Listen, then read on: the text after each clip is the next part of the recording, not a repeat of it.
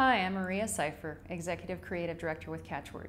I'm here to talk to you about the many naming styles available to you when you're developing a new brand name. Most folks probably don't give a lot of thought to the fact that so many different naming styles exist.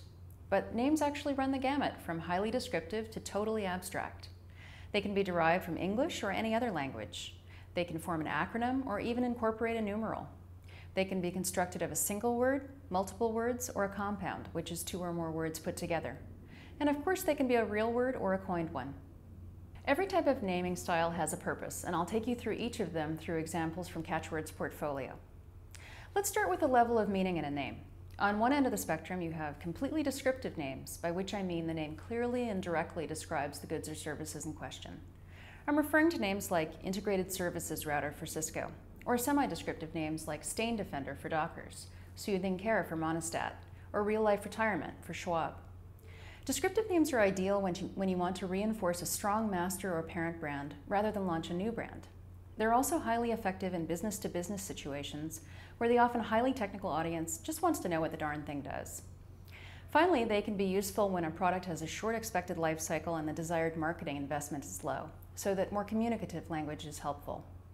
But note that purely descriptive names can be very difficult to trademark precisely because they make use of everyday language. On the other end of the spectrum, you have completely fanciful names, which are the easiest to trademark because of their distinctiveness. These can be completely made-up words with no inherent meaning, or real words used out of context. Examples of fairly abstract names include Dig, which is an educational game from Leapfrog, and Voodoo for on-demand movies. But you can see that even with these names, there's some degree of meaning.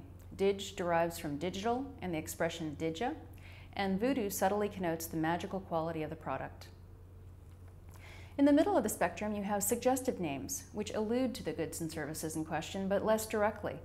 This is the most popular area for brand names because suggestive names are more evocative or playful than descriptive names, and they're also more communicative than abstract names. Suggestive names are everywhere. Examples are vSafe for Wells Fargo's virtual safety deposit box, Nature's Promise for Stop & Shop's natural and organic foods, and Maestro for Magellan's GPS devices. Another way to categorize names is whether they're derived from English, from a Romance language like French or Italian, or from an entirely non-Latinate language like Chinese or Swahili. It's a pretty obvious approach to look at other languages when the target market includes many non-English speakers. For example, when Catchword developed the name for eBay's international online classified service, it was crucial we look at non-English names that might also be available almost universally as a domain name. The selected name, Kijiji, means village in Swahili, and the service is available in hundreds of cities around the world. But non-English names can also be appealing to native English speakers, especially when they're familiar foreign words. For example, Dao, meaning the way in Mandarin, is the name for an XM receiver, while beaucoup, from the French word for much or many, is an online payment service. Acronyms and numbers are two other naming conventions that we sometimes use. We actually typically recommend against acronyms as they're often forced or confusing, and customers almost always end up just using the acronym and not the expanded form. Occasionally, though, an acronym makes sense. For example, CORA is an agency that helps victims of domestic violence.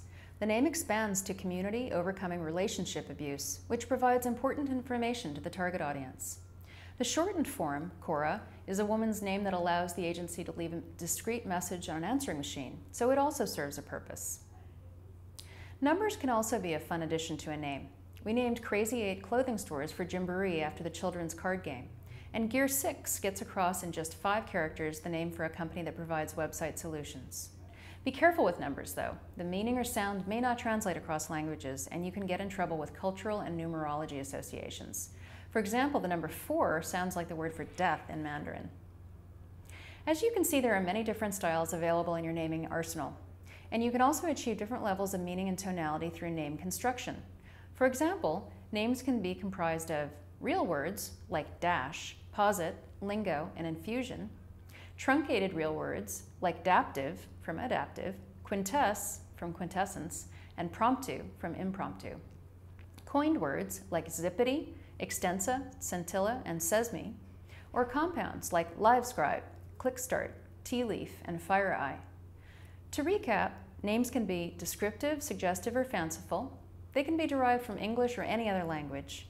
They can form an acronym, though be careful with this. They can include a number. and they can be comprised of real or truncated words, coined words, or compounds. I hope this has given you something to think about when you evaluate new brand names on the market, or perhaps when you create your own brand name. I'm Maria Cypher. Thanks for watching.